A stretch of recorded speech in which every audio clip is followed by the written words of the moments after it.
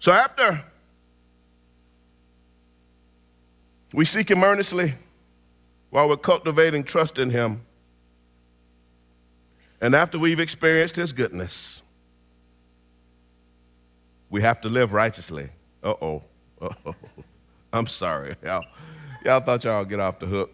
Y'all not gonna get off the hook. It was going good until we got here about the live righteously part. This is the part right here in these verses, verses 13 and 14. It says that we ought to keep our tongues from evil and our lips from speaking deceit, turn from evil and do good, seek peace and pursue it. Uh-oh. You mean after you've sought him earnestly and after you've tasted him, that means that there ought to be some change about you that people can see that you have sought him and that you have tasted him, and now you are this new. Bible says that if you are in him, you are a new creature, that, oh, behold, all things are new, old things have passed away. So there ought to be something different in your speech. There ought to be something different in your walk and in your talk and how you treat people that don't necessarily think that you should even treat them any kind of way. The hard part is loving on people that don't even love on you. But yes, you have to do that too.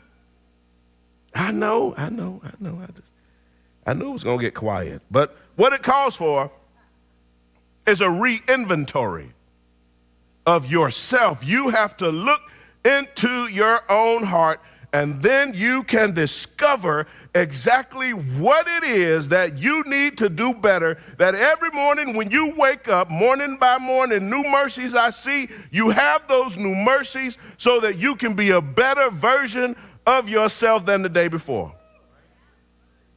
I know. I'll give you an example. My wife, she really gets on me sometimes. I talk good game up here,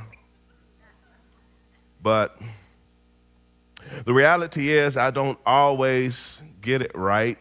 I'm slick at the mouth, and whether it's like a doctor's office or somebody that I'm trying to work with, there have been some times when they said some things that didn't sit well with me, sit well with my spirit, if you will. And then I start to act up. You know, just something happens. It comes over me, pop. And I have to try to get it back together because I know that I'm called to a higher standard of living.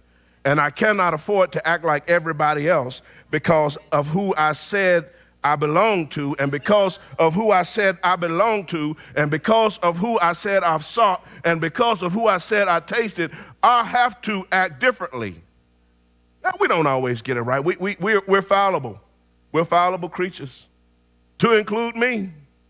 I'm still working on it. Pray for me. Help me. Help me. That's why my wife, she always makes sure, now, really? And I'm like, what? He said, this is what preachers do?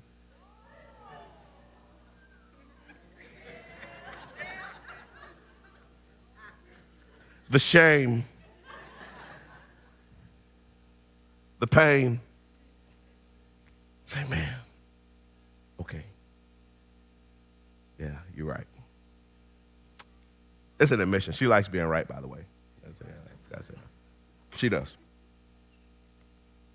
But we have to take a look at ourselves. We have to do some introspection. We have to talk to people. And I do not surround myself with anyone that does not hold me accountable. When it comes to living righteously, it's not just a thing that we can do all in our own. It requires the word, and it requires us to surround ourselves with spiritually mature people who can help us. At school, maybe you have a friend or a prayer partner somebody that can link up with you, pull your coattail when you're wrong. When you're at work, you have a coworker that can straighten you out. When you're at home, well, I know I have a wife to straighten me out. I don't know, I can't speak for everybody else, but she's pretty good at it. She's perfected it. There is always the notion of Robert Jr. existing still. But when he comes out, she like, let me know that's Robert Jr. So she helps me with that.